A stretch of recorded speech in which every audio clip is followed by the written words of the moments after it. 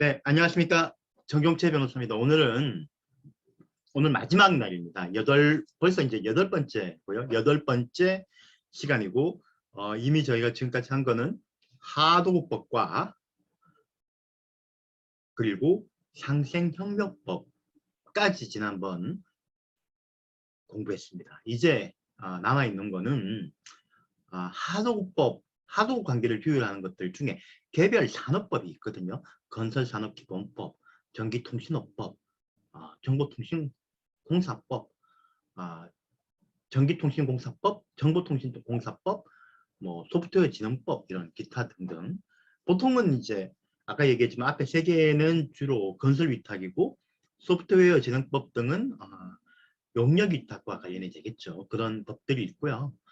그 중에서 가장 많이 이제 적용되는 게 건설산업기본법이죠. 건설산업기본법. 건설산업기본법에 어떤 제도가 있는지 하도급 관련해서 이런 것들을 오늘 좀 살펴보고 나머지 쟁점들도 공부해 보도록 하겠습니다. 특히 이제 마지막에 제가 준비한 거는 해외에서 벌어지는 하도급에 대한 법 적용. 그 다음 또 뭐 있죠? 한국에서 벌어지지만 원사업자가 해외 법인인 경우. 예를 들면 뭐 나이키 그런 회사들이 한국의 그 신발 제조 사업자들한테 신발을 주문해서 가져가는 게 있지 않죠? OEM 이런 것들 경우에 이번에 뉴스에도 좀 나왔는데 그런 것들이 과연 그러면 외국에 있는 나이키한테 법 적용이 가능하냐 뭐 이런 얘기들을 해보고요. 마지막으로 건설에서 가장 많이 드는 게 공동수급체가 원사업자가 되는 경우에 하도급법 적용은 어떻게 되느냐, 누가 책임지느냐라는 부분도 오늘 공부해 보도록 하겠습니다. 자, 한번 시작해 볼까요? 자, 한번 들어가 보겠습니다. 네, 우리 하도급법이나 건설산업기본법 등 개별 산업에 대한 규율법들은 어떤 관계가 있느냐? 네, 하도급법 34조예요. 얘기했지만 상생협력법, 지난 시간에 공부했던 상생협력법, 전기공사업법, 건설산업기본법, 정보통신공사업법의 규정이 하도급법과 다른 경우에는 하도급법이 우선 적용한다는 조항이 있습니다. 근데 물론 거의 다른 게 별로 없습니다만은 그렇게 돼 있고요. 그 다음에 두 번째로 또 그래서 하도급법 적용 대상의 경우에는 건산법 35조 2항의 직접 청구권보다는 하도급법 14조 1항의 직접 청구권 조항이 우선된다는 판례도 있습니다. 그리고 이제 공공산업 같은 공공건설 같은 경우는 뭐가 적용되죠? 국가계약법, 국가를 당사자로 하는 계약법이라든가 지방계약법이 적용되죠. 그러면은 이 경우에는 어떻게 되느냐? 이것도 하도급법이 먼저 적용된다고 보고 있습니다. 이것도 보고 있고요. 왜냐하면 하도급법이 가장 특별법적인 성격이 있기 때문에 그렇습니다. 그 다음에 그 외에도 규정은 없지만 시설물 안전관리 특별법, 소방시설공사법, 문화재 수리 등에 관한 법 이런 것들도 여기에 하도급과 관련된 규정들이 있거든요. 이 경우도 하도급법이 우선 적용이 된다고 하고 있습니다. 그 다음에 건설산업기본법에서는 건설 분야의 특성을 반영한 수급인의 자격 제한이라든가 수급인의 직접 시공 의무, 건설공사 하도급 제한, 수급인의 불공정 행위 금지 등에 대해서는 하도급 거래를 규율하고 있습니다. 하지만 이런 부분들은 대부분 우리 하도급법과 배치가 되지 않아요. 그렇기 때문에 큰 문제가 없습니다.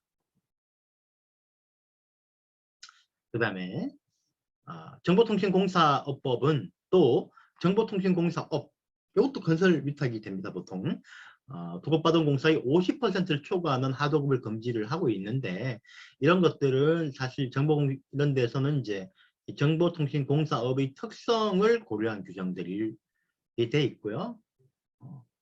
그렇습니다. 이런 것들을 저희 한번 쭉 보고 이런 범죄를 개별법 금지를 위반한 개별법에 따라서 시정명령도 있을 수 있고요. 영업정지나 등록 취소, 과태료 형사처벌도 함께 규정이 되어 있죠. 그렇습니다. 그렇고요. 여러분 이제 이런 일반적인 규정이 있는데 두 개는 같이 가지만 배치가 되면 하도급이 먼저 적용되는 관계에 있습니다. 그래서 제가 이걸 한번 쭉 나름대로 정리를 해봤는데 여기서 좀 많이 바꿔야 될 것 같아요. 예를 들면 이런 것들 동일 업종 건설업자 하도급 금지는 삭제를 해야 되겠네요. 삭제. 왜냐하면 이번 2019년 법 개정으로 바뀌었거든요. 네, 그렇습니다. 한번 쭉 한번 보시고요. 제가 한번 정리해 놓은 것에 불과하니까 보시고 이제부터 이제 다른 법률들을 한번 보겠습니다. 대중소기업 상생협력법 관계는 그때 설명드린 것처럼 거의 동일하지만 상생협력법의 위수탁 거래의 범위가 훨씬 넓다고 했죠.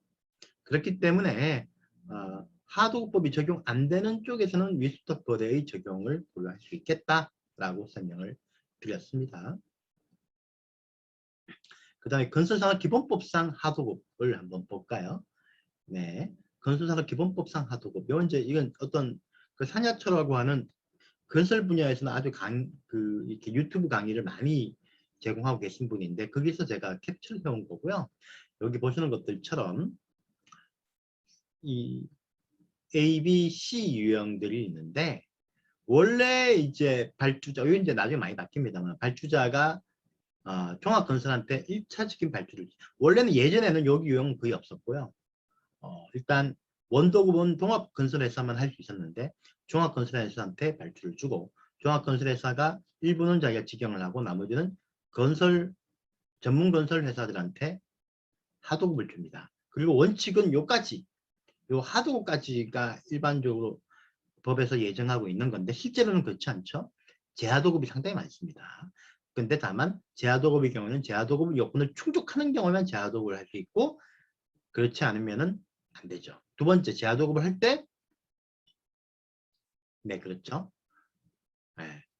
건설 면허가 있는 업자한테만 제하도급을 해야 되고, 건설업체가 없는 일반 사업자한테 공사를 제하도급하게 되면 무조건 아주 작은 공사나가 아닌 한 불법이 되는 겁니다. B유형은 발주자 종합건설회사, 네? 2019년 이후에 법이 바뀌어가지고 예전에는 종합건설회사는 무조건 하도급을 전문건설회사한테만 해야 되지만 나중에 설명드리는 것처럼 업종 간의 경계를 상당히 많이 허물었기 때문에 전문건설회사도 2개 이상 공정을 가진 경우에는 원도급 계약을 할 수 있고요.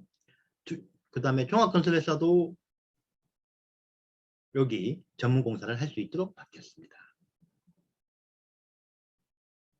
그래서 이제 다음에 설명드리는 게 종합건설 업종과 전문건설 업종 간의 경계 폐지, 그 다음에 전문건설 업종 통폐합에 대한 내용인데요. 2018년 8월에 건산법이 개정이 됐습니다. 그래서 이제 시행은 광복공사는 올해 1월 1일부터, 민간공사는 내년 1월 1일부터 기존의 종합건설회사와 전문건설회사의 업종 구별과 경계가 많이 완화되는 거죠. 그전에는 엄격하게 칸막이를 딱 쳐가지고 종합건설회사가 할 수 있는 일, 전문건설회사가 할 수 있는 일, 두 개는 겹치지 말고 싸우지 말고 업종을 침범하지 마라 라고 했었죠.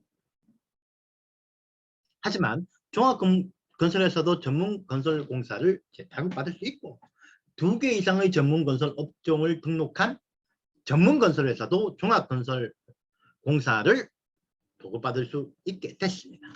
근데 문제는 뭘까요? 내년부터 이제 본게임이 시작되는 거죠. 올해는 광복공사에서만 되고 있는데 내년부터는 본게임이 시작이 되는데 본게임에서 어떨까요? 어떤 정책이 이루어지면 항상 손익관계가 나뉘죠. 누구한테 유리할까요? 서로 영역을 뺏어 먹을 수 있다는 거잖아요. 그럼 누가 유리하죠? 힘센 놈 유리하죠. 누가 힘셉니까? 보통 종합건설회사가 더 크고 힘세죠. 그러니까 종합건설회사한테 보통 더 유리하게 작용할 것이다라고 해서 우리 전문건설 회사들이 상당히 많은 그 위협을 느끼고 있는 상황입니다. 어쨌든 이와 관련해서 2020년 12월 29일에는 전문건설법 개정으로 28개의 전문건설 업종이 14개로 통폐합됩니다. 그러니까 전문건설과 종합건설의 경계도 허물고 전문건설에서의 칸막이도 넓히고 하는 대업종 시대가 열린 거죠. 이 대업종 시대라고 합니다. 네. 누가 이름을 지었는지 모르겠지만 아마 대항해 시대를 생각한 건지 대업종 시대라고 해서 아주 제가 보기에는 이름이 좀 멋있는데 부작용이 상당히 심각할 것으로 생각이 되고 내년부터는 아마 전문 건설업 회사들을 대상으로 중심으로 해서 큰 변화가 있지 않을까 하는 우려가 큽니다. 이거의 개정 이유와 취지는 뭐냐?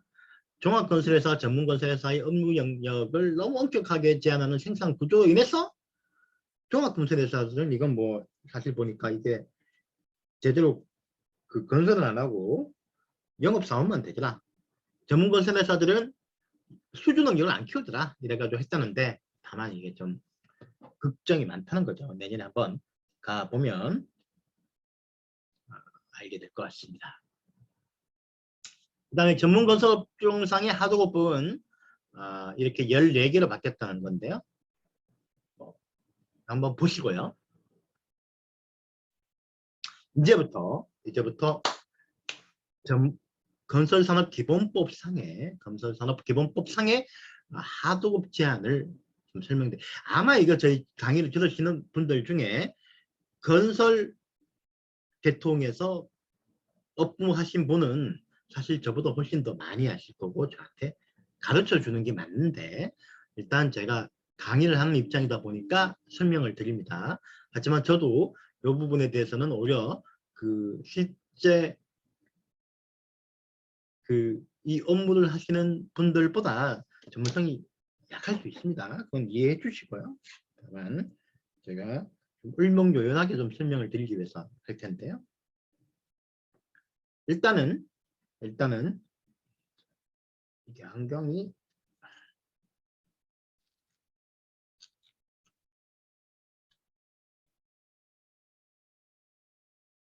참 이렇게 안경 끼는 사람들 불편해요. 안경 끼는 사람들 참 불편합니다.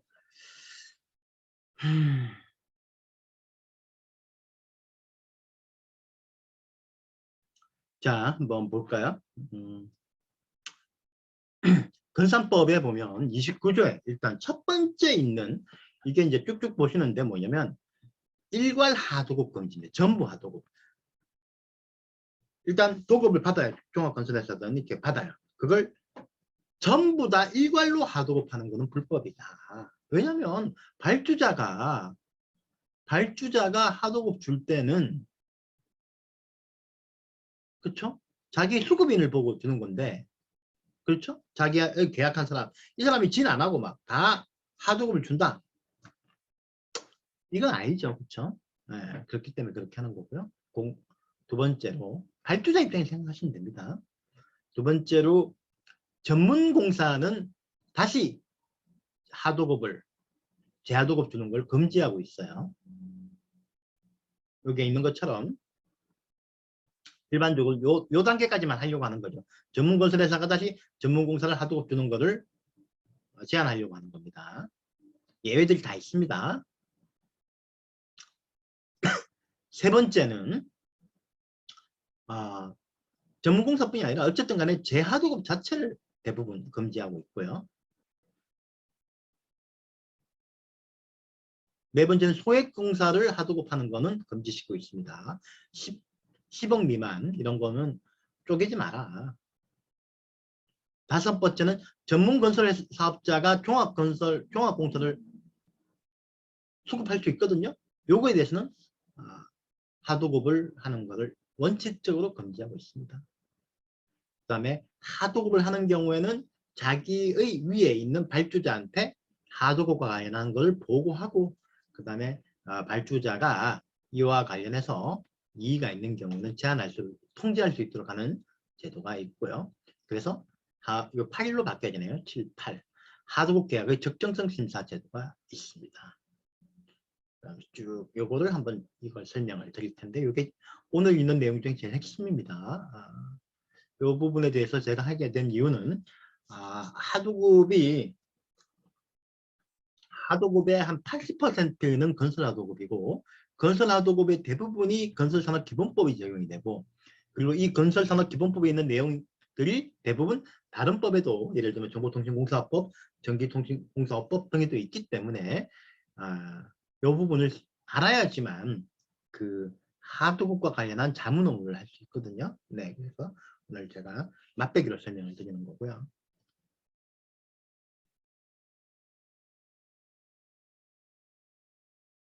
예를 들면 이런 거죠. 하도급 업체가 자기 원사업자에 대해서 신고하려고 하는데 이런 신고뿐이 아니라 하도급법뿐이 아니라 건산법 위반도 상당히 많단 말이에요. 특히 제하도급 금지, 전부하도급 이런 거, 저가하도급 이런 거요. 이런 것들에 대해서는 우리가 자문을 줄 수 있어야 돼요. 또 두 번째는 그런 걸 신고했는데 자기가 다칠 수도 있거든요. 그래서 이런 내용을 좀 알아야 되는 거죠. 그렇기 때문에 제가 설명을 드리는 겁니다.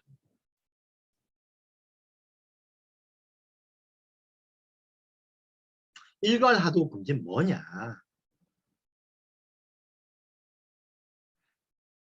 건설회사는 보급받은 건설공사의 전부 또는 뭐 사실상 전부라고 볼 수 있는 주요 부분의 대부분을 엑기스를 하도급하면 안 된다. 예외적으로 종합건설회사가 2인 이상의 전문 건설회사에게 분할하여 하도급은 줄 수 있다. 위반하면 이거는 거의 똑같은데 1년 이내 영업정지 또는 영업정지가 아니면 영업정지에 가름한 과징금인데요. 도급금의 100분의 30 이하의 과징금을 부과하도록 되어 있고요. 3년 이사의 징역 내지는 3천만 원 이하의 벌금형에 처해질 수 있습니다. 이거 엄격하죠. 그래서 어떻게 되느냐 실제로는 이런 위반 행위가 있다. 위반 행위가 있다고 하면요.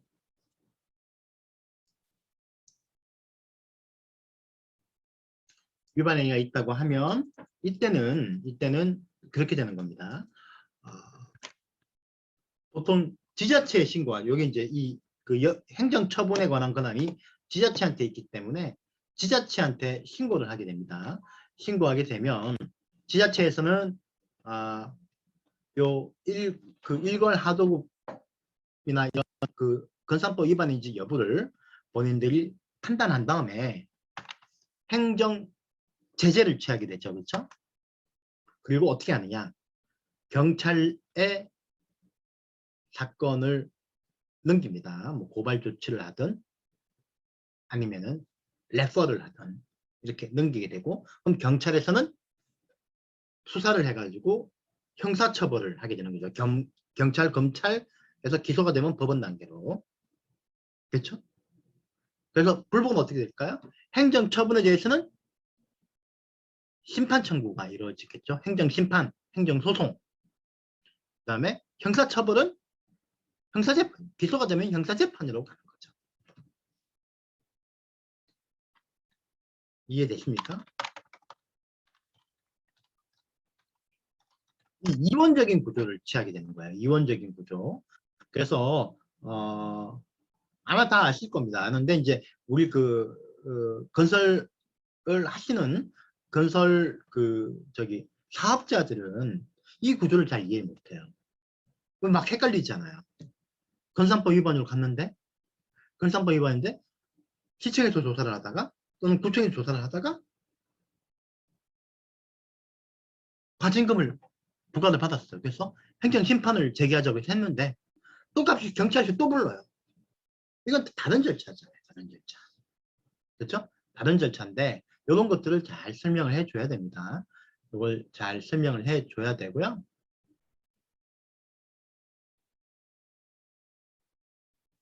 잠깐만요.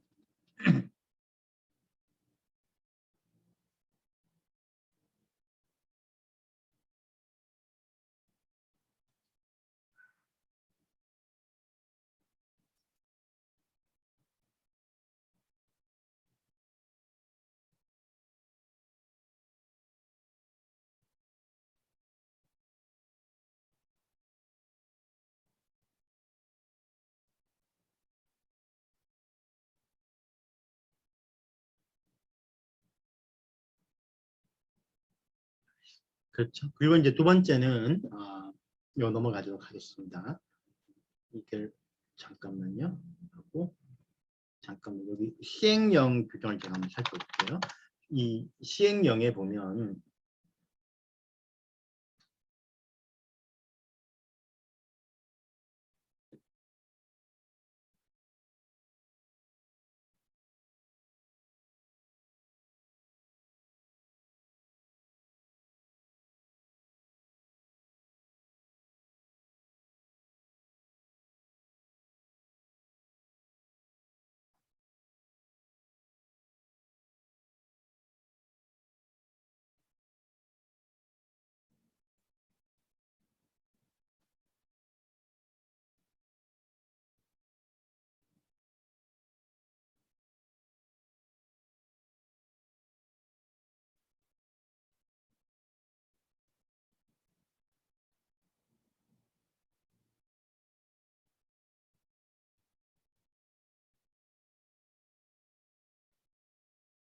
시행령에 보면은 시행령 별표 6에 이제 과징금 영업정지 및 과징금 부과 처분이 나와 있고요.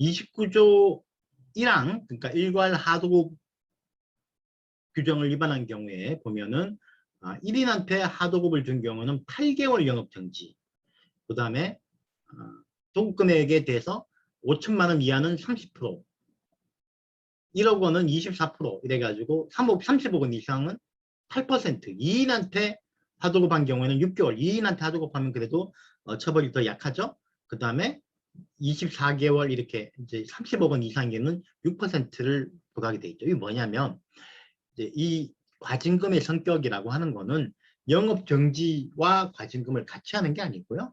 영업정지를 하든지 안 그러면 영업정지에 가름하는 과징금을 부과하는 거죠. 영업정지를 당하게 되면 이 정도의 아마 손실을 경제적 손실을 볼 거라고 해서 경제적 손실로 바꿔주는 거죠.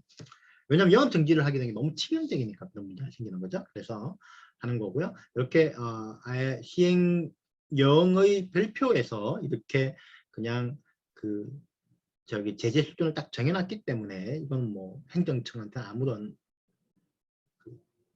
재량이 없습니다. 네, 그렇게 되고요.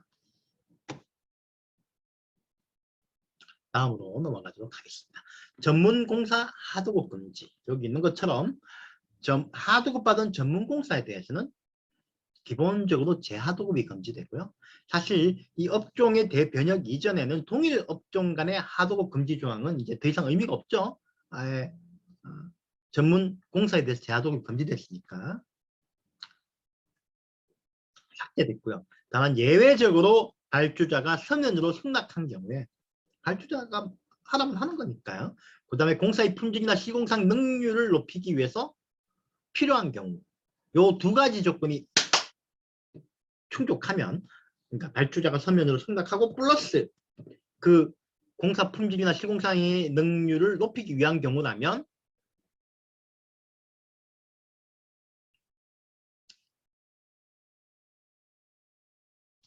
할 수 있죠.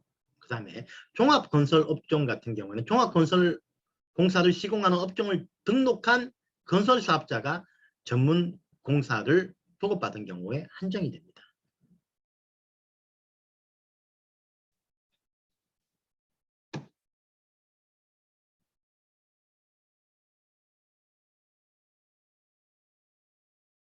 위반 시 1년 이내 영업정지와 도급금액의 30% 미만의 과징금. 아까 똑같은 성격이고요. 3년 이상의 징역 내지 3천만 원 이하의 벌금형. 그럼 제하도급 금지는 뭐냐면요.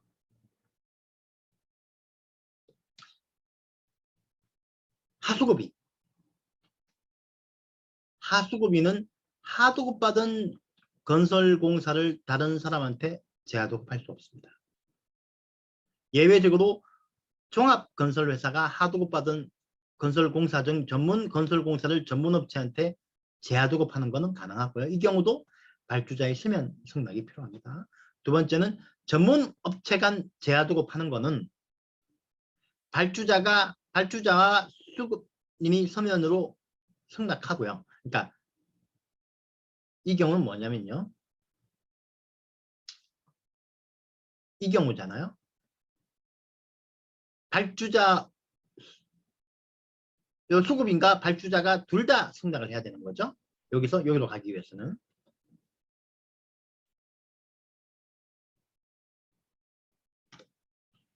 하도급 받은 금액 중에 20% 이내의 전문 공사를 다시 하도급하는 경우에 한정이 되고요. 그러니까 80% 이상은 자기가 직접 해야 되는 겁니다. 그 다음에 직업보증서를 교부하고 직접 직업을 합의하고 건설기계 등에 대한 연대 책임 합의서를 교부한 이 세 가지 요건을 다 충족하는 경우에만 가능하다. 예를 들면 말하면은 제하도급은 하도급된 걸 제하도급하는 것은 금지가 되는데 종합건설회사가 전문건설회사한테 하는 것은 가능하고요. 전문회사들 간에 제하도급하는 경우에도 발주자와 수급인이 서면으로 승낙을 해야 되고요. 그게 이제 보통 신기술이라든가 특허공법을 이유로 하는 거가 되고요. 두 번째, 하도급받은 금액 중에 20% 이내의 공사를 제하도급하는 경우고요. 직업보증서, 직접 직업합의, 건설기계 연대 책임 합의서 등을 교부하는 경우에만 되는 거고요. 위반하게 되면 1년 이내 영업정지나 30% 미만의 과징금, 그 다음에 3년 이내의 징역 내지는 3천만 원 이하의 벌금형이 처해지고요. 여기서 항상 문제되는 거는 이 두 가지 요건에 해당 안 되는 거. 그러니까 건설 면허도 없는 사업자, 소위 십장이라고 부르는 건설업계에서 자기의 근로자들을 데리고 다니면서 자기가 독자적인 사업자처럼 일하는 십장에게 대한 하도급은 지금까지 무조건 불법 제하도급으로 봤는데 오야지라고 하죠.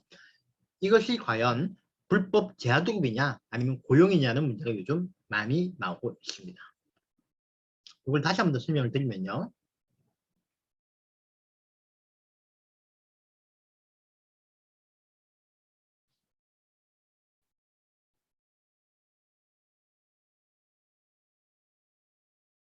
이런 거 보시죠. 일단 원래 원칙은 맨 처음에 가장 유형적인 게 발주자가 종합건설한테 도급을 주고 종합건설에서 이게 소급이 되는 거죠. 건산법에서는. 그다음에 하도급을 전문건설한테 하도급을 주는 겁니다. 그리고 전문건설회사는 원래 전문공정을 제하도급 줄 수 없어요. 다만 예외적으로 아까 얘기했지만 제하도급 금지 조항의 예외로 세 가지 요건을 충족하는 경우. 첫 번째는 발주자와 수급인의 서면 승낙이 있는 경우. 그 서면 승낙도 공사 품질을 높인다든가 시공상의 능률을 높이는 경우도 한정이 되죠. 그럼 그건 보통 일반적으로 인정된다고 보는 거예요. 두 번째는 20% 미만의 공사를 하도록 하는 경우. 세 번째는 지급보증서, 직접 직업합의, 건설기계 대여금의 사용료 등에 대한 연대보증 합의서를 교부하는 요 세 가지 요건을 충족하는 경우에 제하도급을 할 수 있죠. 나머지는 제하도급이 불가능합니다. 또 하나의 제하도급은 뭐냐면 종합건설회사가 원도급을 받은 다음에 종합건설회사한테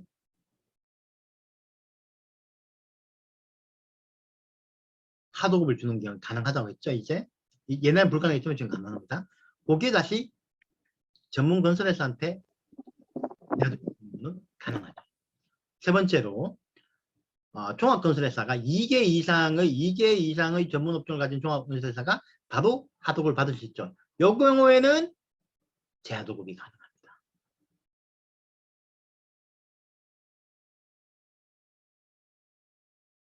그리고 어느 경우는 간에 여기서 일괄 하도급은 불가능하죠.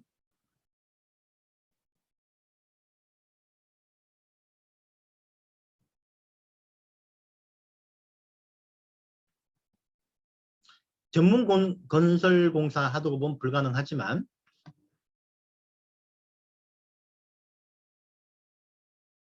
종합건설회사가 전문공사를 도급받는 경우는 가능하다라고 되어 있죠.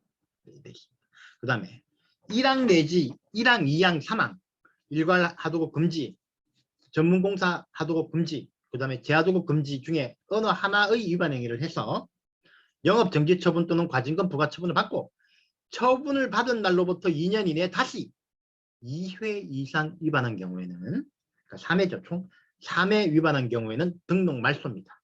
그러니까 5년 기간 딱 동안 처분받은 날부터 5년 동안은 2번 위반하면 안 되는 거죠. 예를 들면 5년 전에 받았어요. 그 다음에 3년 후에, 그럼 지금부터 2년 전에 위반 행위를 했고 이번에 위반 행위를 하면 3회가 되는 거니까 아웃이죠. 근데 만약에 내년에 위반 행위를 하면 어떻게 되죠? 그러면은 내년부터 5년을 쭉 빼면은 맨 처음에 있는 위반 행위는 없어졌죠. 그렇죠? 그렇게 계산되는 겁니다. 5년, 요 최근 5년 동안을 보는 거예요.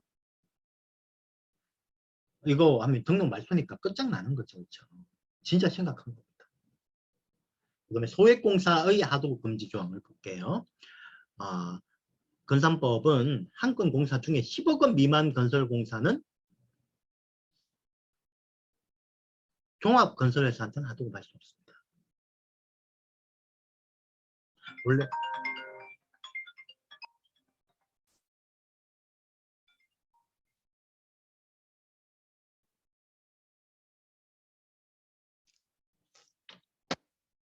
다음으로요. 전문건설사업자는 종합공사를 하도급할 수 없죠. 얘기했던 것처럼 1호부터 3호까지의 전문건설공사를 시공하는 업종을 등록한 건설업자가 종합공사를, 그러니까 2개 이상의 전문공사 면허를 가진 사람은 종합건설공사를 도급받을 수 있죠. 하도급할 수 없고요. 다만 발주자가 서면 승낙한 경우에는 그 건설공사의 일부를 재하도급할 수 있습니다.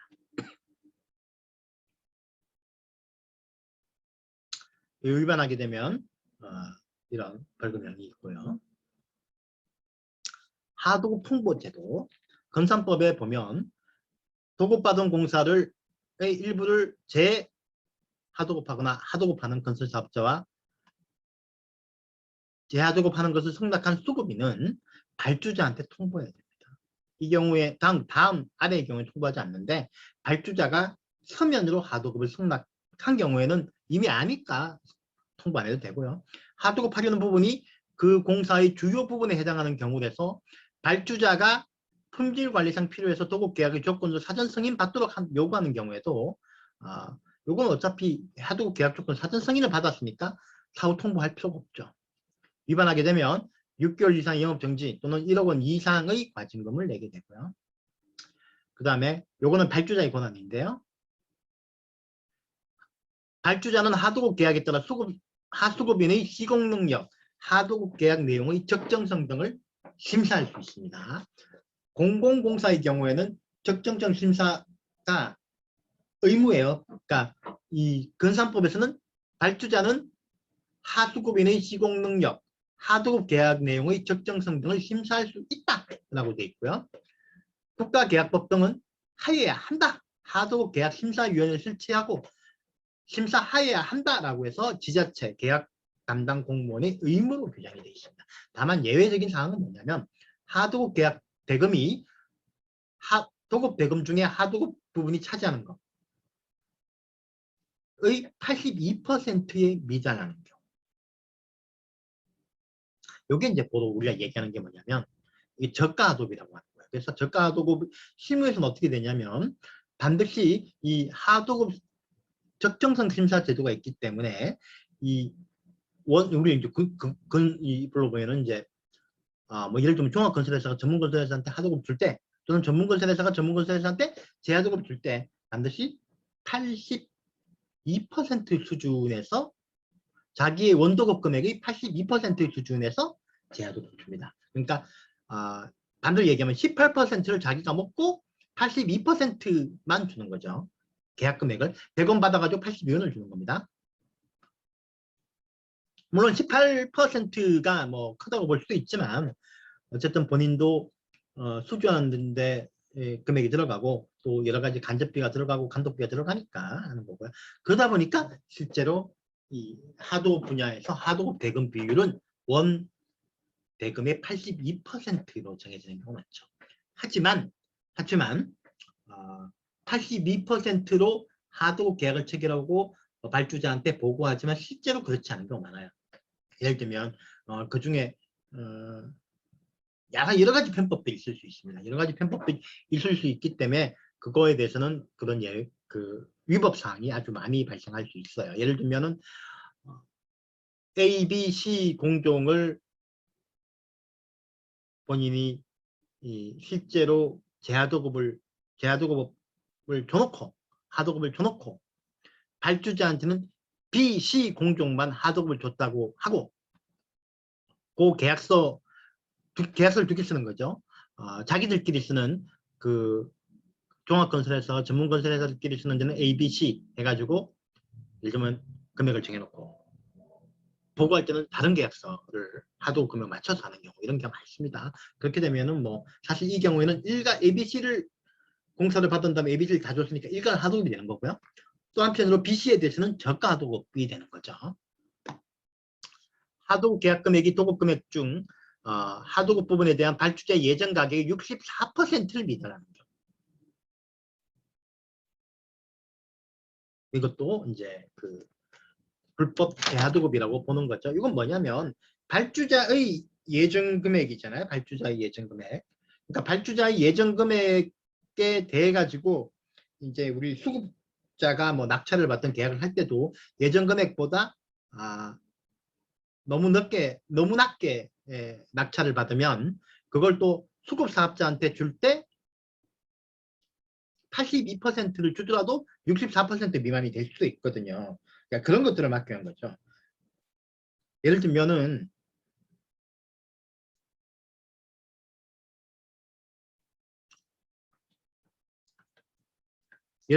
이제 그 발주자로부터 너무 낮은 하도급 대금으로 하게 되면 너무 낮은 금액으로 도급 계약을 체결하게 되면 그중 거기서 자기가 재하도급 줄 때는 82%보다 더 높은 하도급을 줘야지 되겠죠. 사실 근데 이 부분은 좀 뭐 어쨌든 그렇습니다. 그 다음에 하도급 부분에 상당한 금액이라고 하는 건 뭐냐면 수급인의 도급 금액 산출 내역서 계약 단가, 그러니까 직접 간접 노무비, 재료비, 경비를 포함하는 거죠. 를 기준으로 산출한 금액이 일반 관리비, 이윤, 부가가치세를 포함한 금액을 기준으로 합니다. 심사 결과 하도급인의 시공 능력, 하도급 계약 내용이 적정하지 않은 한 경우 하수급인과 하도급 계약 내용의 변경을 요구할 수 있습니다. 아까 얘기했지만 하도급 대금 적정성 심사 제도는 하도급 등의 통보 요구하고 같이 묶여가는 거죠. 그래서 발주자의 하도급 계약에 대한 통제권을 규정하고 있고요.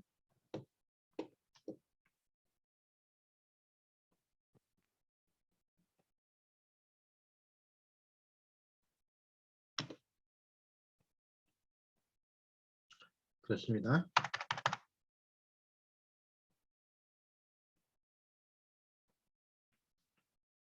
미안합니다. 이거는.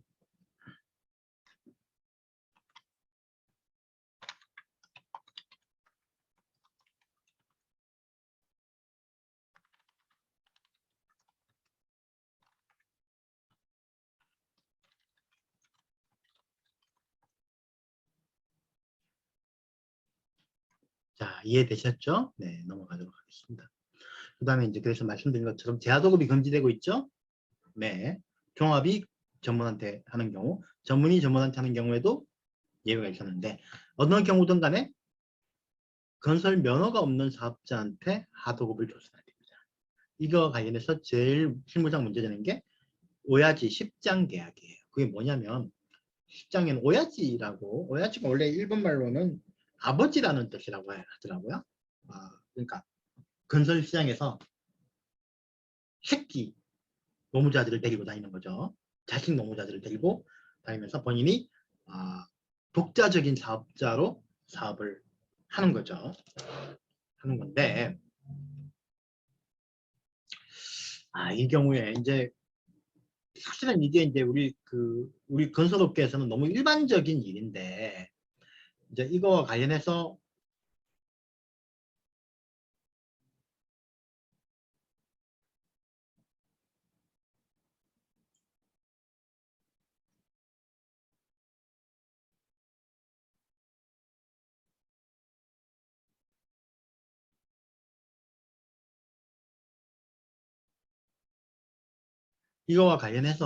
이거와 관련해서 그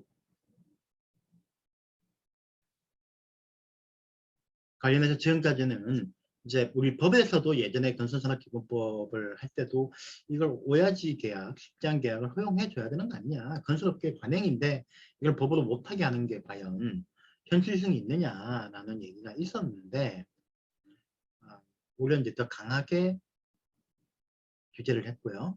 그리고 난 다음에 지금 어떤 일이 생기냐면 전혀 건설은 안 되고 있고, 건설은 안 되고 있는데 이제 요즘 건설업이 힘들다 보니까 이 10장 계약을 했던 오야지들이 본인이 계약했던 그 전문 건설회사를 들고 분쟁이 생기면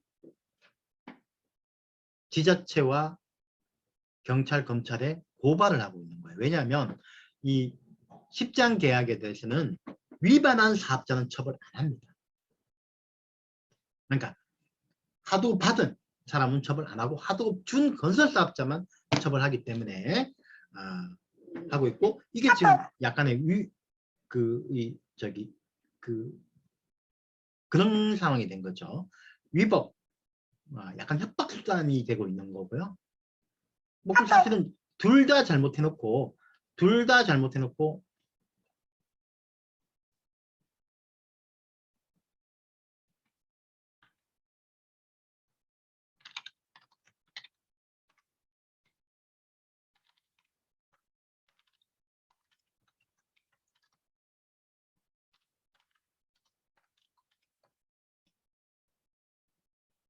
다 잘못했을 수도 있는 거잖아요. 근데 이제 이런 부분에 대해서는 조금 아쉬운 거죠. 근데 다만 최근에 이제 여러 가지 어, 변화가 생기고 있는 게 뭐냐면, 여기 있는 것처럼 지금까지 예외 없이 그 10장 계약은 불법으로 봐왔습니다. 근데 최근에 이제 우리 대법원이 이 건산법 위반 케이스는 아니고요. 근로복지공단의 요양급여와 관련해서는 물량 도급 방식으로 하도급 계약을 체결한 10장이라 하더라도 그 현장의 실질을 살펴 근로자에 해당될 수 있다고 봤습니다. 이제 사실은 이 10장 계약의 조건이 계약서가 있는 경우가 있고 없는 경우가 있겠죠. 그 다음에 도급 금액을 실제 일한 부분하고 일단 특정 금액을 주고 10장이 알아서 일을 하게 하는 방법이 있고요. 아예 노임에 적정한 마진만 붙여주는 경우가 있겠죠. 노임에 적정한 마진을 붙여주는 경우에는 아무래도 그 실질적으로 고용 측면이 강하잖아요. 근데 대법원은 물량의 경우에도, 사실은 지금까지는 노임에 마진을 붙여주든 물량을 주든 계약서가 있든 계약서가 없든 간에 다 불법 제하도급으로 봐왔습니다.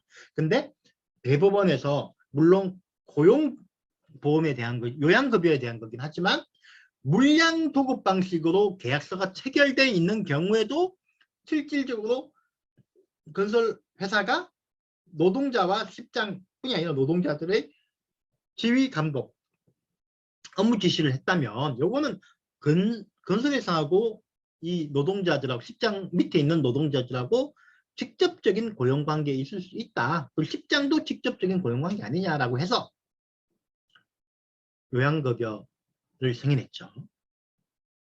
이게 그럼 직접적인 고용관계에 있을 수 있다라고 하는 게 건설법에도 제대로 적용되는 거 아니냐. 그래서 해서 지금 그 일부 그 경찰서나 검찰청에서는 무혐의가 나고 있는 상황입니다. 그래서 대표적인 사례가 2019 형제 18783 무혐의 결정이 있었고요. 그 다음에 얼마 전에 또 저희가 한 건데, 둘 다 저희가 한 건데요. 이 부분은 경기의정부 경찰서에서 무혐의가 됐죠. 이 경우는 여러 가지가 있었는데, 이 케이스에서는 계약서가 있는 것도 있었고 없는 것도 있었고요. 그렇지만 무혐의가 됐습니다. 그래서 적극적으로 이 부분들에 대해서는 검토를 할 필요가 있겠다라는 생각을 하고 있습니다. 그 다음에 전기통신공사업법, 정보통신공사업법 등에 대해서 볼 텐데요.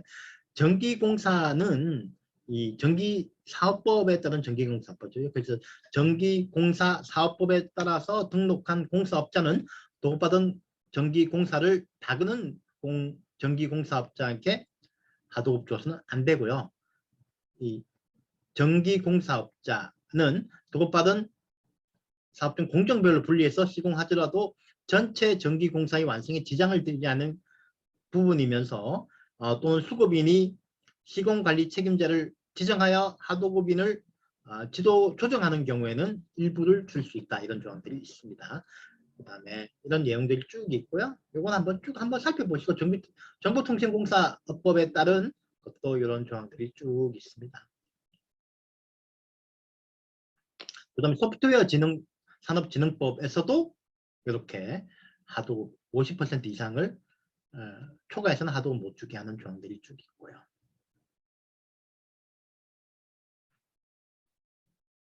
그렇죠. 여기까지 한번 쭉 설명을 드렸는데 이 부분들은 그냥 너무 이렇게 지금 읽어줘봤자 사실 헷갈리기만 할 거잖아요. 그러니까 이런 조항들이 있다라는 정도만 아시면 되고요. 일단 기본이 되는 거는 건산법은 워낙 많이 나오기 때문에 제가 한번 쭉 설명을 드렸고, 특히 마지막에 시장 계약의 최근 트렌드, 이 반드시 이걸 위법이라고 보면 안 돼요. 그래서 좀 이제 지자체에서도 요 시장 계약이 건산법 위반 불법 제하도급이라는 신고가 들어오면 실제 실제 관계들을 좀 따져가지고 보실 필요가 분명히 있습니다. 사실 제가 보기에는 이제 이 부분은 없어져야 되는 거 아닌가라는 생각을 좀 하고 있어요. 너무 현실하고 안 맞아서 그런 거죠. 그런 건 있습니다. 예를 들면 이제 우리가 법을 만들 때 법이라고 하는 게 어떤 지도 원리잖아요. 룰이잖아요. 그래서 우리 사회가 바람직하다고 생각하는 이상적인 모습을 구현하기 위해서 법을 만드는 거죠. 그래서 그 법은 분명히 크든 작든 위하력이라고 하는 게 있죠. 억제하는 위하력이 있습니다. 그런데 만약에 그게 제대로 안 된다면, 그래서 그 위하력이 실제로 거의 작동을 안 한다면 그럼 어떤 결과가 생길까요?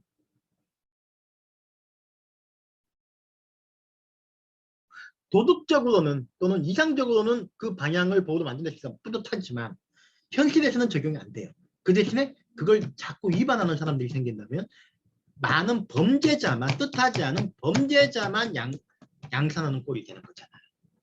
예를 들면 그 법이 너무너무 중요한 그래서 우리 사회의 근간을 이루는 질서다 그러면 할 수가 없겠지만 그게 없으면 우리 사회가 큰일 난다. 그래서 이 부분은 반드시 어떤 희생을 치르어서 반드시 우리가 확보해야 되는 거라고 하면 몰라도 그렇지 않으면 안 되는 거죠. 범죄자만 양성하지 않습니까? 예를 들면 이런 거죠. 한번 어떻게 볼까요?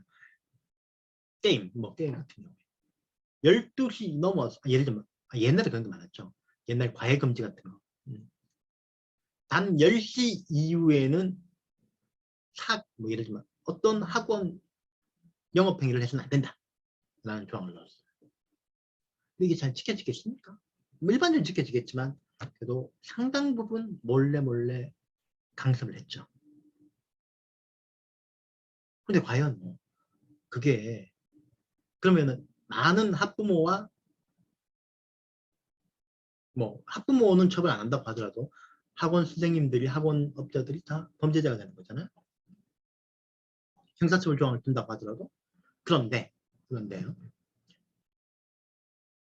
그게 과연 가치가 있느냐. 그것이 가치가 있느냐. 전 사람들 범죄만 양성하게 하고 오히려 사회기강을, 균법에 대한 사회기강을 떨어뜨리는 악효과만 있는 거죠. 그래서 이런 법들은 적정하지가 않은 겁니다. 국민을 길들이고 통제하려는 수단만 되는 거고, 오히려 죄책감을 느끼게 하는 거고, 그리고 그걸 이용해서 사실 국가 권력이 뭔가 국민들을 통제할 수 있는 거죠. 선별적인 규제와 처벌을 통해서요. 단속만 뜨면 잡을 수 있잖아요. 그걸로 이 학원들을 통제할 수 있는 수단도 되는 거잖아요. 단속권을 이용해서. 그리고 담당 공무원들이나 담당 수사관처의 이익도 되는 거고요. 예전에 과거에 옛날에 제가 젊은 시절 대학교를 다닐 때 시험을 하더라도 영업 제한 시간이 있었죠. 예를 들면은 아마 그 관광 특구 같은 데가 아닌 한은 12시가 넘어가면 영업을 못했죠. 하지만 뭐 젊은 친구들이 또 몰래 예? 12시 넘어서 하는 술집이나 나이트클럽, 뭐 관광 특구도 넘어가서 놀지만 또 12시 넘어서 하는 술집들이 많이 있었거든요. 가서 술 먹는단 말이에요. 단속 뜨면 도망가고. 물론 뭐 국가가 법으로 정해서 하라면 지켜야 되지만 사실 안 지키는 경우 참 많죠. 이익을 위해서. 근데 그런 것들이 과연 정당하냐. 우리가 부작용만 낳는다는 거죠. 10장 계약도 전 보기에 마찬가지로 생각합니다. 너무 이제 스트릿한 거 아니냐. 이미 지금 우리가 20년 이상을 10장 계약을 없애려고 했는데 지금도 안 없어져요.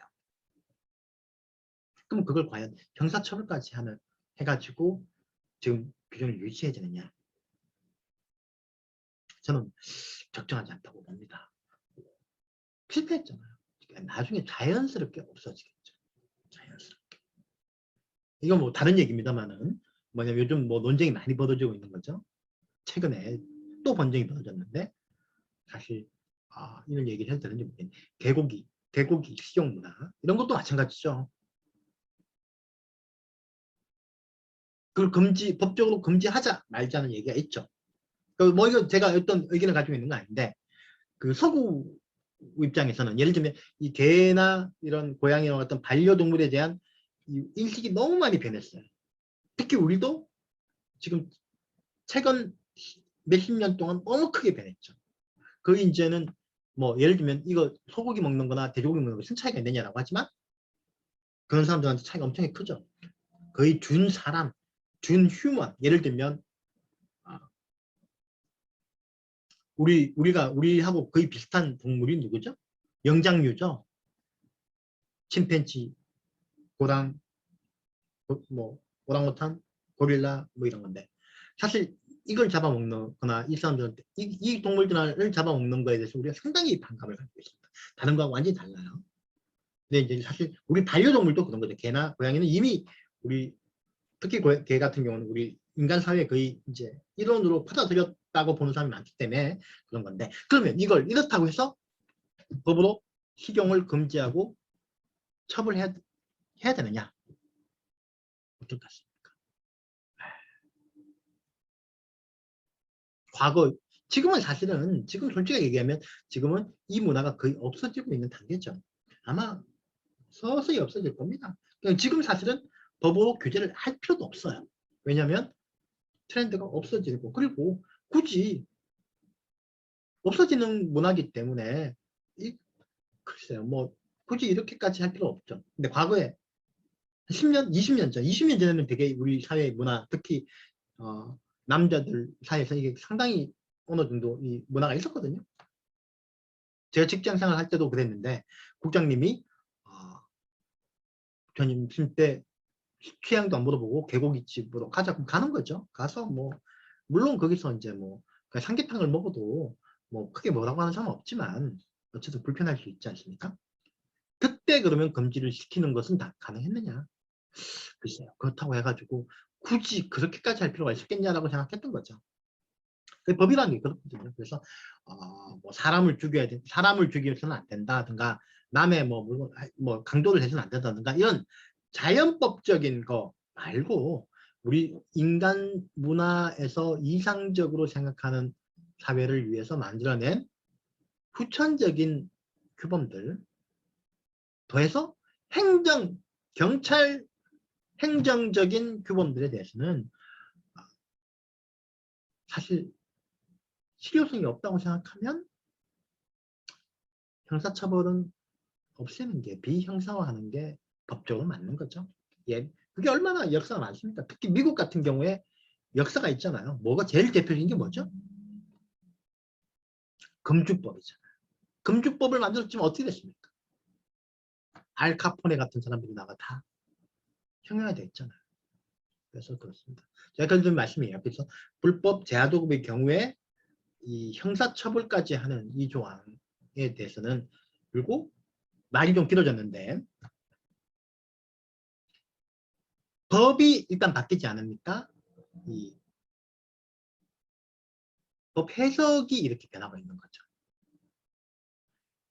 일괄적으로 그냥 법 있는 그대로만 처벌하다 보니까 너무 부작용이 많다.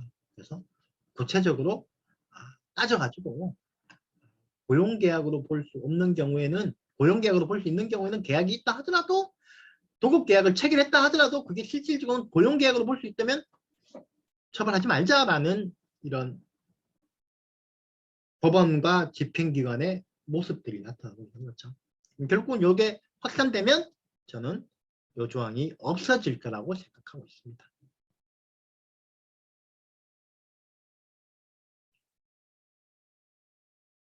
말이 좀 길어졌습니다. 그렇고요. 다음으로 이제 기타 주제들을 좀 설명을 드릴게요. 또 하나는 뭐냐면 건설업에서 사실 하도급과 관련해서 제일 많이 나오는 것 중에 하나가 뭐냐면 건설 위탁에서 직상 수급인의 수급 사업자 근로자에 대한 지금지금 직업의 경우가 있습니다. 두 가지가 있습니다. 요걸 관계로 설명을 드려야 되겠죠. 기본적으로 발주자한테는 없고요. 보시죠. 종합건설회사가 전문건설회사한테 하도급을 줬죠. 이 전문건설회사가 밑에 있는 근로자한테 월급을 못 줬어요. 원래 3개월치 임금과 그에 상당하는 퇴직금은 무조건 줘야 되고 안 주면은 이 처벌 대상이죠.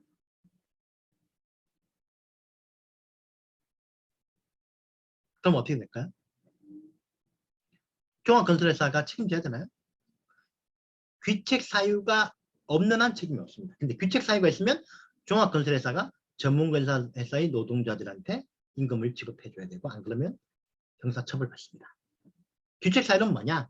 종합건설회사가 자기가 전문건설회사한테 이 관련되는 공사비를 줬다면 책임이 없어요.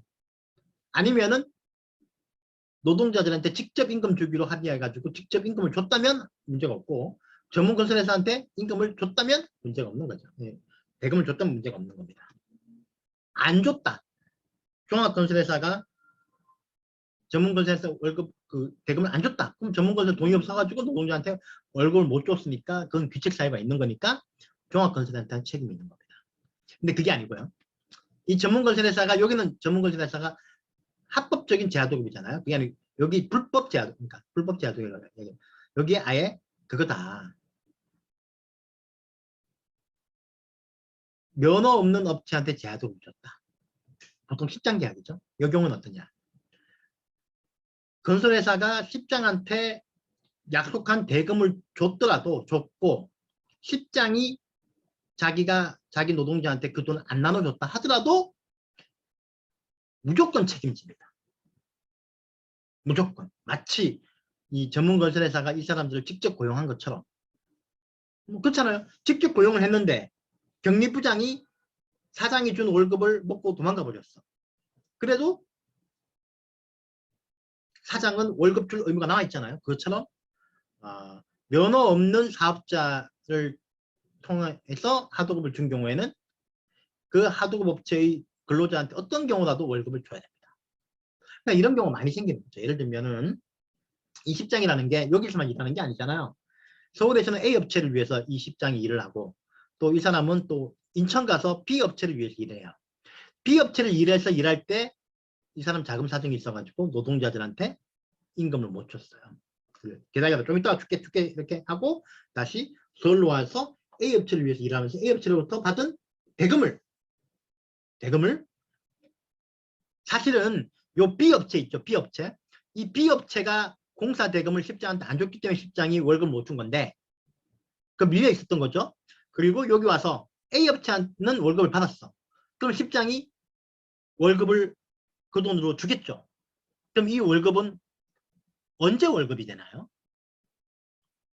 A 업체 공사 현장을 에서 일하면서 일한 대가로 노동자한테 준 게 되나요? 안 그러면 그 전에 못 받았던 B 업체 인천 현장에서 못 받은 임금을 먼저 받는 게 되나요? 1327로 그게 다 되잖아요. 그러고 난 다음에 십장이 재문안에 못 버텨가지고 잠적해 버렸어요. 그럼 이 노동자들은 인천에 있는 A 업체를 상대로 직상 수급인의 임금 지급 의무 위반으로 노동청에 신고할까요? 안 그러면 B 업체를 신고할 거예요. B를 신고하죠. 참, 네, 이해되십니까? 이게 참 아주 곤란한 상황이 되는 거죠. 그래서 이런 경우에는 사실은 제일 좋은 건 뭐냐? 제일 좋은 건 뭐냐면 뭐 면허 없는 업체하고 도급 계약을 안 하는 게 제일 좋은 거고요. 만약에 하더라도 근로자들을 한테 직접 임금을 주죠. 자기의 노동자로 페이백에 올린 다음에 직접 임금을 주는 게 제일 안전합니다. 직접 임금. 딱딱 지정해가지고 이건 이번 오늘 임금이야. 이건 이번 달 임금이야. 딱딱 취급주. 안 그러면 선입 선출에 따라서 노동자들은 과거에 못 받은 임금을 먼저 받은 걸로 하고 이번 달 이거 임금은 못 받은 거에 대한 임금이니까 이런 문제가 생깁니다. 이해되시죠? 이게 직상 수급인의 임금 지급 의무입니다.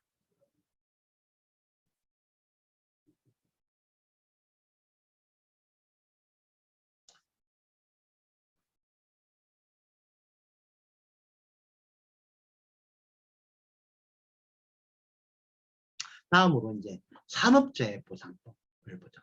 산업재해도 이게 많이 나오는데 산업재해는 기본적으로 이 원도급인한테 산업재해 보상에 대한 의무가 있습니다. 예를 들면 발주자가 있고 원도급이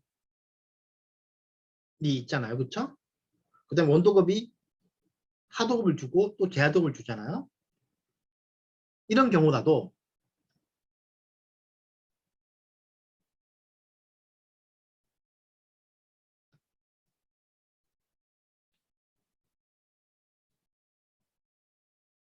이런 경우라도 여기에 여기 있는 노동자들 여기 단계의 노동자 여기 단계의 노동자가 산업재해를 받더라도 이 종합건설회사한테 책임이 있습니다.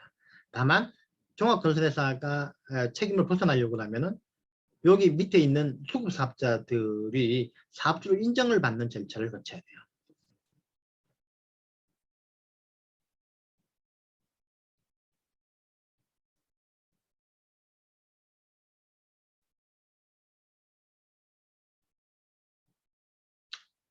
그래서 뭐냐면요. 하수급인이 사업주 인정을 받는 승인 요건은 뭐냐면 하수급인이 일단 건설업체여야 되고요. 십장 이런 거 안 됩니다. 그 다음에 원수급인이 하수급인과 보험료 납부 인수 인계에 대한 서면 계약을 체결해야 되고요. 하도급 공사 착공일부터 30일 이내 신청해야 되고요. 착공 후 15일부터 승인 신청 전까지 업무상 재해가 발생하면 안 됩니다. 사실 이때 발생한 거라고 그러면 업무상 재해를 본인이 책임을 회피하기 위해서 수급사업자한테 넘기는 거죠. 사실은 수급사업자한테 요 인정을 해주는 원인은 뭐냐면 보통은 발주자가 더 능력이 크기 때문에 또 원도업자가 능력이 크기 때문에 원도업자한테 책임을 주는 게 더 맞는데 사실 그 건설공사에서 실제로 그 사이트를 원 사업자가 통제를 하지 않는 경우도 있을 수 있잖아요. 그랬을 때 그 사이트에 대해서는 실제 통제하는 사업자한테 책임 물기는 게 훨씬 더 효율적이니까 이 제도를 인정해 준 거고요. 그래서 요거 편법이나 이런 거는 막고 있는 거죠. 업무상 재해는 뭐냐면 업무상 사고나 질병, 업무상 질병으로 장애가 발생하거나 사망하는 거고요. 만약에 업무상 질병이 아니면 그 상당 인간관계, 업무하고 재해 사이에 상당 인간관계 없으면은 업무상 재해가 아니고, 그 다음에 근로자의 고의나 자해행위, 범죄행위 등이 원인이 된 경우도 아닙니다. 산업재해 보상의 책임 주체 책임 범위는 근로자의 고의가 있는 경우에는 안 되지만 근로자가 중과실이 있었다 하더라도 그건 업무상 재해로 본다라고 보고 있고요. 그 다음에 책임 범위는 일단 사업주인 원사업자가 지는 거고요. 수급사업자는 수급사업자의 과실이 있는 경우에는 원사업자한테 구상 의무가 있습니다. 다만 또 이 수급사업자가 이 원사업자의 동의를 받지 않고 재하도급을 줬고 재하도급된 업체의 근로자가 업무상 재해가 생겼어. 그러면 이건 하도급 건산법상 하도급 통보 의무를 위반한 거잖아요. 이런 경우에도 일단 원사업자한테 책임이 있다라고 보고 있어요. 다만 여기에는 각각 이 수급사업자, 재하도급 사업자한테도 자기 과실에 따른 구상 책임은 져야 되죠. 이제 마지막으로 오늘 여기까지만 하고 오늘은 이제 마지막 시간을 끝내겠는데요. 외국에서 벌어지는 하도급 또는 외국 사업자가 원사업자인 경우 또는 외국 사업자가 수급 사업자인 경우 우리 하도급 어떻게 적용되느냐. 이제 우리 공정거래법에서는 사실은 한국 시장에 영향을 주는 경우에 법 적용한다라고 되어 있지만 하도급에서 그런 적용 전혀 없어요. 그래서 하도급법은 기본적으로 속인주의, 속지주의 원칙에 따라서 한국에서 벌어지면 이 국적이 외국이든 한국이든 관계없이 우리나라 법이 적용되고요. 그 다음에 한국인이 관련이 됐으면 외국에서 벌어지더라도 우리 법이 적용됩니다. 이게 원칙이고요. 그렇다면 이 원칙에 대처하면 외국 사업자가 한국에 있는, 예를 들면 나이키가 한국에 있는 신발 사업자한테 신발 제조를 시키면 이 거래 어디서 벌어지는 거죠? 이건 물론 국제간 거래지만 한국에서 상당 부분이 제조, 납, 위탁의 행위가 벌어지니까 한국에서 행위가 벌어진다고 볼 수가 있죠? 그렇습니다. 그럼 원사업자는 나이키. 원사업자 요건은 사실은 뭐 대기업일 필요 없잖아요. 그렇죠? 수급사업자만 중소기업이면 법 적용되죠. 반대로 한국의 삼성전자가 필리핀에 있는 작은 사업자한테 제조 위탁을 줬어요. 요거는 필리핀에 제조 위탁이 되지만 한국에 들어오니까 요것도 한국에 걸쳐있는 거래니까 한국 거래를 볼 수가 있겠죠. 그리고 한국 사업자가 원사업자와 관련이 돼 있으니까. 하도급 적용될까요? 안 됩니다. 이유는 필리핀에 있는 이 사업자는 수탁 사업자가 될 수 없어요. 왜냐하면 수탁 사업자는 중소기업만 가능한데 한국법에 따르면 중소기업 기본법에 따르면 내국 법인만 중소기업이 될 수 있어요. 해외 법인은 아무리 규모가 작아도 중소기업이 될 수 없는 거죠. 그러니까 외국 기업한테는 하도급법 적용 보호가 안 된다라는 거죠. 정리하면 외국 기업도 원사업자는 될 수 있지만 외국 기업은 수급사업자가 될 수 없다. 한국에서 벌어진 거래냐 아니냐는 한국이 관련성이 있으면 한국 거래를 보는 겁니다. 세 번째는 한국 사업자들끼리 외국에 나갔어요. 그 해외 건설공사를 합니다. 이건 한국 거래 아닙니다. 하지만 한국 사업자들 간의 거래니까 속인주의에 따라서 한국법, 하도법이 적용됩니다. 이 경우에 그러면 예를 들면 SK건설하고 SK건설이 이라크에서 공사를 하면서요. 자기의 건설 하청업체를 데리고 나갔습니다. 근데 SK건설도 거기서 자기 이름을 쓰지 않고 그 스폰서 기업의 명의를 빌려서 입찰에 참가해서 낙찰받았고요. 자기 하청 기업도 어쩔 수 없이 그 법에 따라서 스폰서 기업의 이름으로 하독을 받았어. 그러면은 하독 계약 거래는 둘 다 이라크 국적의 스폰서 기업과 스폰서 기업이죠. 왜냐하면 스폰서 기업과 관계는 스폰서 계약에 따라서 실질적으로는 각각 SK건설과 SK건설의 하청업자입니다. 이 경우에는 스폰서 기업 하도급 관계는 경제 실질로 가지고 있는 스폰서 기업은 없는 걸로 보고 SK건설과 한국전문건설 간의 거래를 보는 거죠. 한국하도급 적용됩니다. 네. 자기들끼리 뭐 거기에서 영문계약 쓰고 하도급법 대제가 되는 것처럼 하더라도 안 됩니다. 아니 제가 죄송합니다. 갑자기 얘기했는데 하나의 업체를 이름을 건 겁니다. 절대 그 업체가 그랬다는 게 아닙니다. 예를 들면 삼성물산이 그랬을 수도 있고 GS건설이 그랬을 수도 있고 현대건설이 그랬을 수도 있는 거죠. 예를 들면 대우건설이 반대로 말레이시아에서 말레이시아 대우 법인을 만들어요. 그리고 낙찰을 받고 말레이시아 대우 법인은 대우건설과 계약을 체결해서 대우건설이 공사하는 거고 그리고 대우건설이 몇 개 한국 업체를 데리고 간 다음에 각각 갑을병을 말레이시아 갑, 말레이시아 을, 말레이시아 병 업체를 만들게 해요. 그리고 거기하고 하도 계약을 체결했습니다. 그래서 하도 공사에 넣어줘요.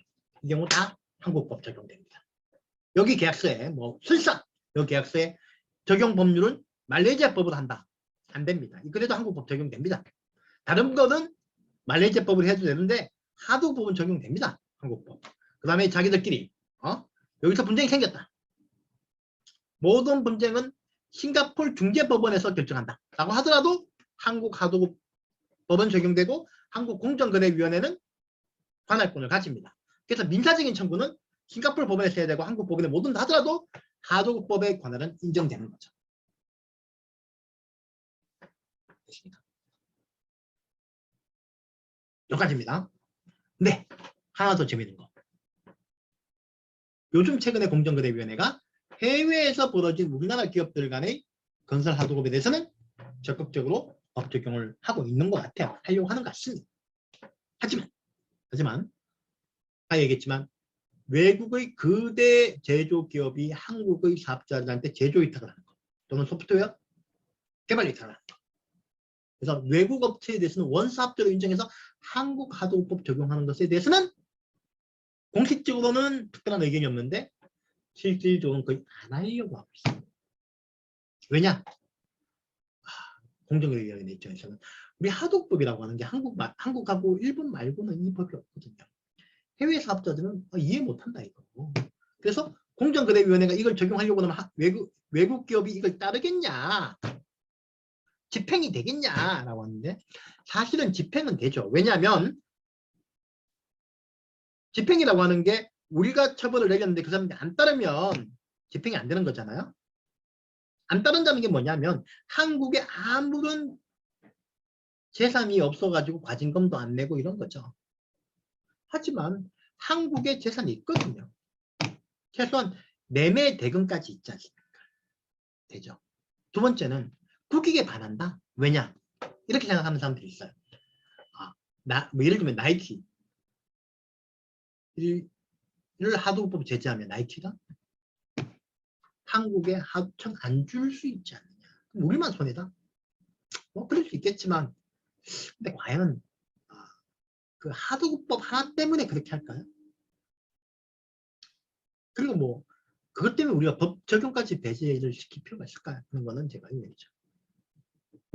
예전에 공정거래위원장께서 그 경제단체 조찬회의 때 하도급 적용과 관련해서는 외국 기업한테는 외국 원사업자한테 적용 안 한다. 왜냐하면 이거는 국내법이다라고 했는데 뭐 글쎄요. 그건 잘 모르겠어요. 제가 보기에는 법적으로 그렇지 않다고 봅니다. 적극적으로 나와서 한국 수급 사업자를 보호하는 모습을 보여야 되지 않느냐라는 게 제 생각이고요. 세 번째로 외국 기업이 한국 기업한테 하청을 주면서 계약서에 한국 하도급 적용이 안 된다라고 규정하면 어떨까요? 효과가 있을까요? 제가 보기엔 없다고 생각합니다. 판례 중에는 대법원 판례에서는 약관규제법을 배제한다는 조항이나 이런 경우에 또는 한국법이 아니라 영국법을 적용한다는 중거법 조항이 있는 경우에 대법원이 뭐라고 했냐면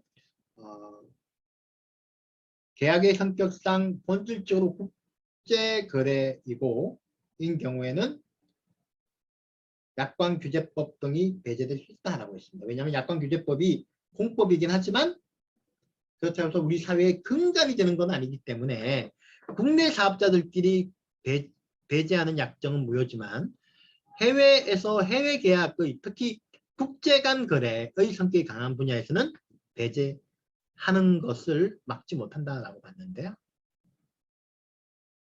하도급은 두 가지 측면에서 합니다. 하도급은 기본적으로 국제 간 거래, 본질적으로 국제 간 거래가 아니에요. 본질적으로 국제 간 거래라고 하는 것은 전통적으로 국제법의 법리가 적용됐던 영역. 어디죠? 해상 운송, 운송이죠. 해상 운송, 보험, 뭐 이런 겁니다. 이건 원래 이게 국제법으로 적용되던 분야들입니다. 두 번째로 하도법은 약관규제법보다는 훨씬 더 사회 근간을 이루는 질서의 측면이 강하죠. 완전히 차이가 나는 건 아니지만 그래서 적용된다고 보는 겁니다. 저는 그럴까요? 그래서 이제 이 부분에 대해서 이제 우리 하도 공정거래위원회가 좀 더 적극적으로 가야 된다고 생각합니다. 뭐 사실 제가 이제 생각하기에 올해 들어가죠. 아마 우리나라 공정거래법이 하도법이 뭐 거의 20주년을 맞이하는 것 같고 하는데요. 참 이제 열심히 하고 잘하고 있고 많이 자기도 잡았습니다. 앞으로 근데 좀 더 많이 좀 더 적극적으로 바뀌어야 될 부분들이 많이 있죠. 첫 번째 아까 지금 얘기했던 해외 원사업자에 대한 규제도 확립이 돼야 되고요. 그 다음에 하도급법을 배제하려고 하는 이런 해외에서 벌어지는 건설 위탁과 같은 경우에 대해서도 규정이 좀 마련돼야 돼요. 세 번째는 뭘까요? 지급명령 제도가 반드시 개선돼야 됩니다. 지급명령 제도.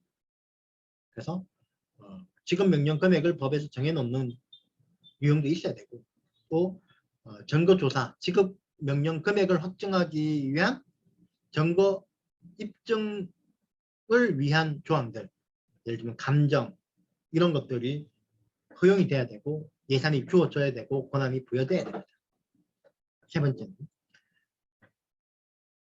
계약 대금을 일부러 정해놓지 않고 하도급을 진행시킨 다음에 계약 대금을 후려치려고 하는 이 행동의 유형. 이건 지금 특별히 요거에 대한 단독 위반 행위가 없는데 유형이 없는데 요거 반드시 규제. 이거는 중범죄로 처벌입니다. 세 번째는 심각한 행동에 대한 심각한 위반 행위에 대한 징역형들도 몇 개 들어와야 되고요.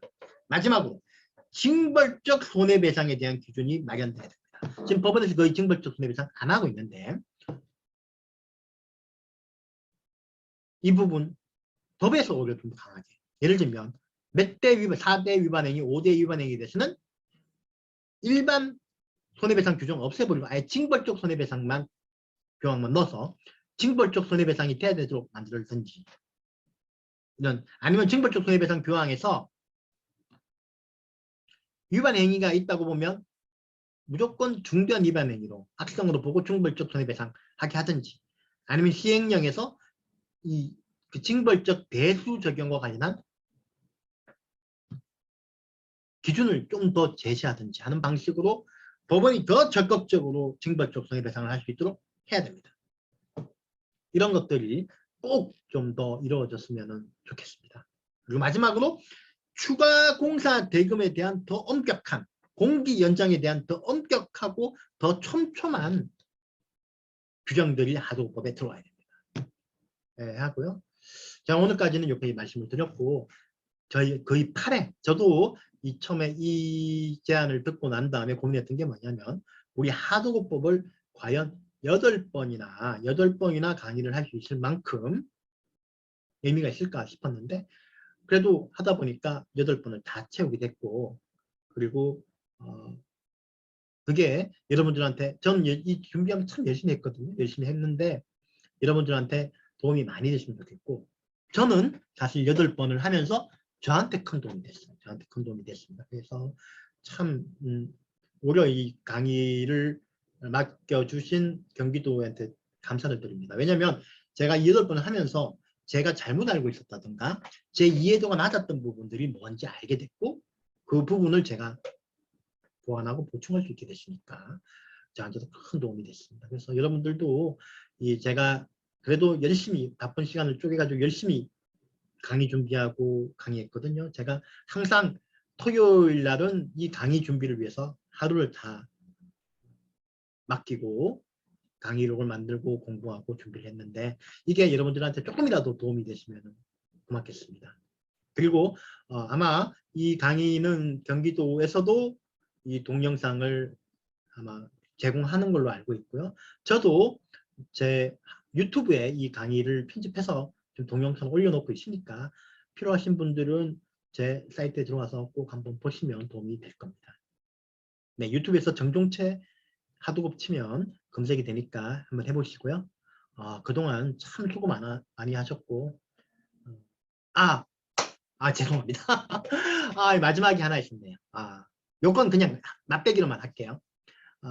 인사는 좀 이따가 하고요. 이런 실수를 하네요. 또 원사업자가 공동수급체인 경우 어떻게 하느냐. 요걸 말씀드리기 위해서 하는데요. 사실 발주자한테 여러 공동수급체가 많이 도급을 받고 공동수급체가 자기가 직영하는 부분과 그 다음에 전문업체한테 도급하는 부분이 꽤 있죠. 공동수급체는 공동이행방식, 여기 조합원들, 참여하는 사업자가 다 공동으로 같이 책임지는 공동이행방식이 있고요. 아예 분담이행방식, 영역을 나눠서 각자가 분담하는 영역을 따로 하는 부분이 있고요. 주계약자 관리 방식, 주계약자가 밑에 있는 서브 계약자들을 관리하는 방식이 있는데 보통 공동이행방식이 많습니다. 이 공동이행방식에서는 민사적으로 조합이고 구성원 전원이 연대 책임이 있거든요. 그래서 공동구행방식은 실제로 이 하도급에 관여한 주사업자만 책임지는 게 아니고 모든 구성원들이 다 하도급 보상 책임을 집니다. 하도급 보상 원사업자가 되는 거죠. 예를 들어 가지고 경기도가 어떤 발주를 하고 대우건설, 현대건설, SK건설이 공동수급체를 형성해서 보통 이런 공동수급체 형성하면 큰 건설 하고 또 이제 지역 건설에서는 한다고 하지만 해서 들어와요. 공동수급체. 그리고 그 중에 예를 들면 대우건설이 갑한테 대우건설 명의로 전문건설 하도급을 줘요. 그러면 갑이 불공정 거래 행위로 책임 물을 때 누구만 처벌받느냐? 계약상 원사업자인 대우건설뿐이 아니라 계약서에 사인 안 한 나머지 구성원들도 다 원사업자로서 하도급법상 책임을 진다. 민사적인 책임도 다 연대 책임이고 하도급법상 책임도 세 명이 다 지는 겁니다. 이해하십니까? 그러니까 만약에 여기에 수급체 중에 대우건설과 현대건설 말고 지방건설회사가 들어갔어요.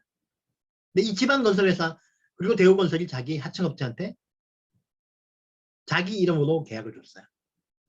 근데 지방건설회사 공동수급체 일원인 지방건설회사와 수급사업자가 둘 다 중소기업인데 시공능력 평가액은 수급사업자 더 커. 그러면 어떻게 되느냐? 대우건설과 현대건설은 원사업자 책임을 지지만 지방건설회사는 지방건설회사의 규모만 가지고는 수급사업자와 비교했을 때 원사업자 요건이 안 되니까 그 사람은 책임이 없어요. 하도급 책임. 이렇게 계산하는 겁니다. 분담 이행 방식에서는 실제 계약에 관여한 사업자만 원사업자 책임을 지고요. 주계약자에서는 주계약자는 무조건 책임지고 그리고 주계약자가 관리해서 그 분야를 관리하는 해당 구성사업자도 책임을 지는 겁니다. 여기까지 하고요. 정말 수고 많으셨고요. 감사드리고 저도 많이 배웠습니다. 꼭 또 이렇게 여러분들한테 강의에 도움이 되시면은 하는 마음으로 오늘 강의를 마치겠습니다. 그동안 수고하셨습니다. 감사합니다.